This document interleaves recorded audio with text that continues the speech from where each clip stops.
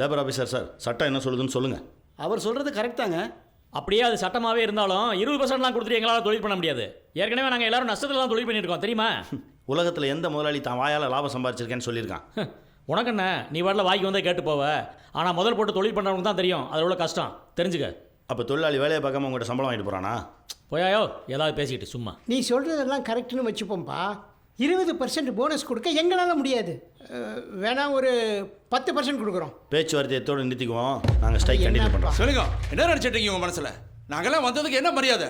நீங்கள் பாட்டு பேச்சுவார்த்தை முடிச்சுக்கலான் இருக்கீங்க. அப்புறம் என்ன சார், 10க்கு 20க்கு எங்கே இருக்குது? நீங்களே நியாயத்தை சொல்லுங்கள். முதலாளிங்க நீங்கள் கொஞ்சம் இறங்கி வாங்க. இந்த பிரச்சனையை முடிக்க சொல்லி மேலிடத்துலேருந்து நிறைய ப்ரெஷர். இவர் என்ன எப்படி சொல்கிறாரு? இப்போ என்ன பண்ணலாம்? காலைல பேசணும்ல, அதை சொல்லிவிடுங்க. ஓகே சார், 13% கொடுத்துட்றோம். 15% கீழே 1% குறைஞ்சாலும் ஒத்துக்க மாட்டோம். ரொம்ப நாள் போராடிட்டு இருக்கோம், அது எங்கள் உரிமை. சரின்னு சொல்லி முடிங்க, டைம் ஆகிட்டு இருக்கு.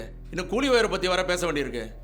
ரொம்ப எழுத்துட்டு இருக்க வேண்டாம், முடிச்சிடலாம். நானும் அதான் நினைக்கிறேன். என்ன பண்ணுறது, கலெக்டர் ஒரு முடிவோடு வந்திருக்கான். அரசாங்கத்தை பகச்சிக்க வேண்டாம். 15 ஃபைனல் பண்ணிடுவோமா? சரி, பேசி முடிங்க. சரி சொல்லுங்கள். ஓகே சார், 15% கொடுத்துட்றோம். Okay fine.